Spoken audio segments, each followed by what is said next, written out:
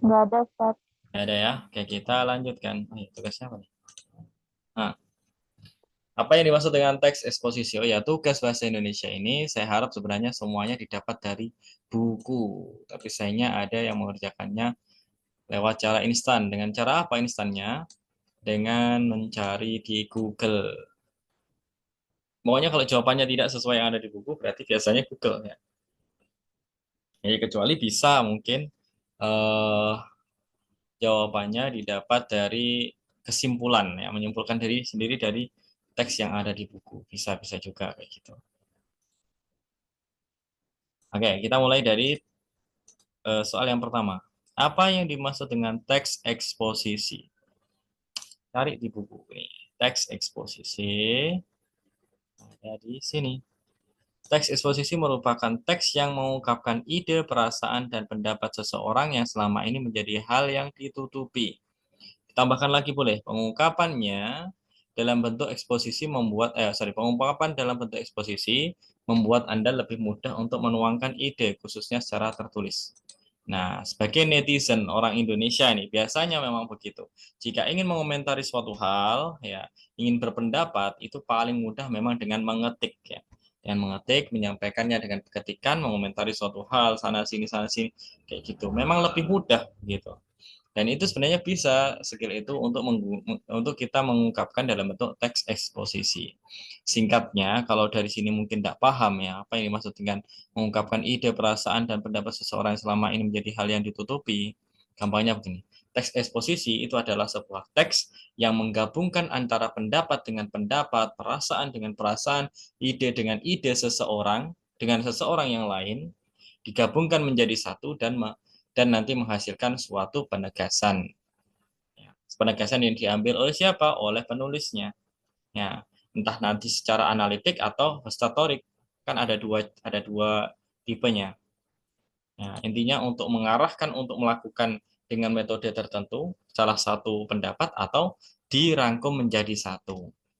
Ya, diambil jalan tengahnya. Oke, kembali lagi teks eksposisi itu tadi ya pengertiannya. Terus soalnya sebutkan struktur teks eksposisi. Oke, semuanya benar nih di sini. Struktur teks eksposisi ada di ini dia. Sudah bolak-balik ini ya. Kita bahas. Bukannya struktur teks eksposisi itu ada 5, bukan. Ada 3 saja. Pernyataan pendapat atau tesis, argumentasi, dan penegasan ulang pendapat. Alhamdulillah. Untuk yang soal kali ini betul semua. Soal yang ketiga, berdasarkan jenisnya, sebutkan perbedaan eksposisi analitik dan hortatorik. Ada di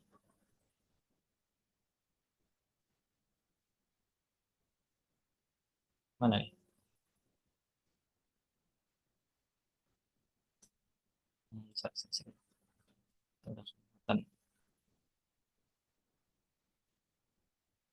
Pokoknya kalau kita ambil dari buku itu lebih bagus daripada kita ambilnya dari yang lain.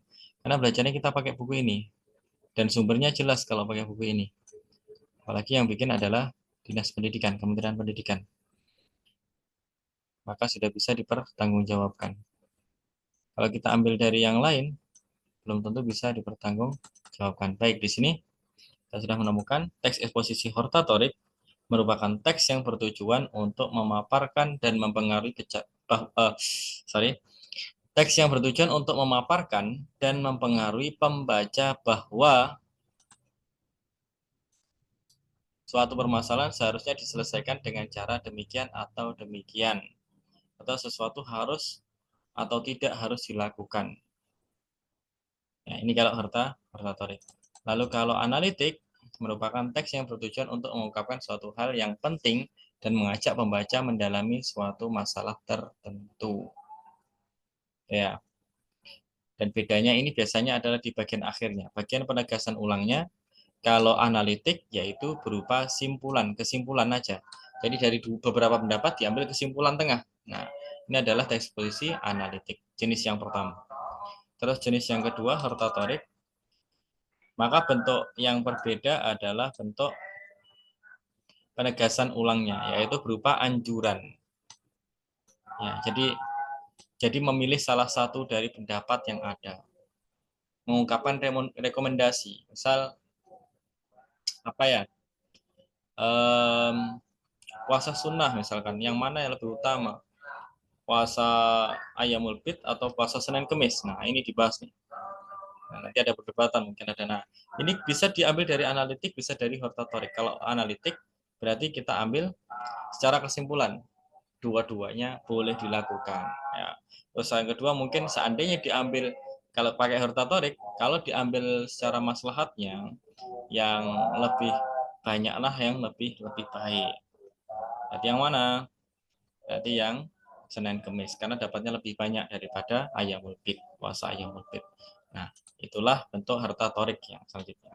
Jadi anjuran diambil salah satu itu ya. Kalau ada pertanyaan mungkin silahkan ditanyakan. Mama di sini yang masuk ya. Sama Muzaffar. Halo Muzaffar. Selamat datang. Terus yang keempat, sebutkan contoh-contoh kelas-kelas kata di bawah ini. Pronomina. Pronomina adalah kata benda. Asal dijawab aku, kamu. Pronomina itu adalah kata ganti ya. Aku, kamu, dia, mereka, kita, kalian, oke, itu, kami, dan lain. Ini ya, ini umumnya cuma ini umumnya.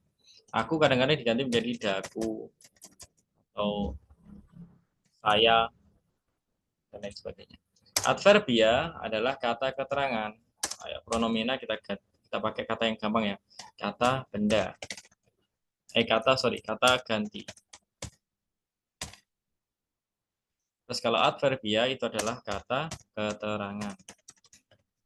Keterangan itu untuk apa sih? Untuk memperjelas kelas kata yang lain. Maksudnya gimana? Misal, kita mau memperjelas kata kerja. Kata kerjanya misalkan pergi. Pergi. Pergi itu adalah kata kerja ya kan? Nah, kata keterangan ini bisa ditambahkan dengan kata kerja pergi itu dengan istilah dengan kata selalu misalkan. Nah, selalu ini adalah kata keterangan. Selalu pergi ke pantai misalkan. Saya selalu pergi ke pantai. Nah, kata selalu ini adalah keterangannya.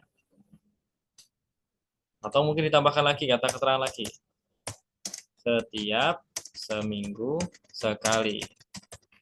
Nah, kata setiap dan sekali ini adalah kata keterangan.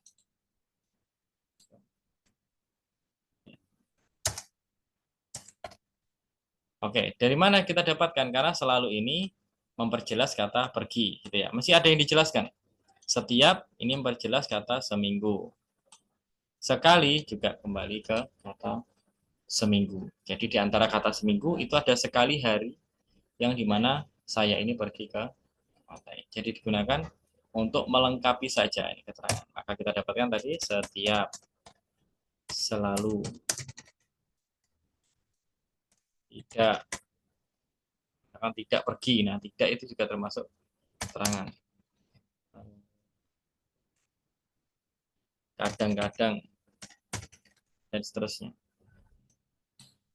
Verba berarti kata kerja. Contohnya, ya pergi, makan, mandi, dan seterusnya. Banyak sekali kata kerja. Kalau udah paham, kalau belajar bahasa Arab pada fiil lebih gampang lagi ya harusnya. Kalau adjektiva adalah kata sifat. Kata sifat manusia aja lah, banyak sudah. Malas, rajin, senang, sedih, dan lain sebagainya. Nomina ini adalah kata benda. Kata benda, ya benda seluruhnya, meja, kursi. Tapi ternyata tidak hanya ini saja, hewan termasuk kata benda. Lalat, kucing.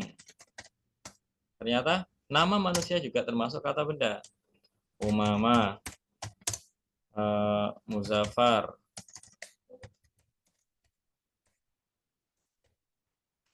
Istilahnya adalah kata benda. Ya.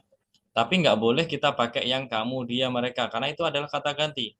Kata ganti apa? Kata yang menggantikan kata benda. Contohnya, misalkan ini Muzaffar nih, saya namanya Muzaffar. Nah, saya menggunakan kata-kata saya. Nah, saya ini menggantikan seseorang yang bernama Muzaffar.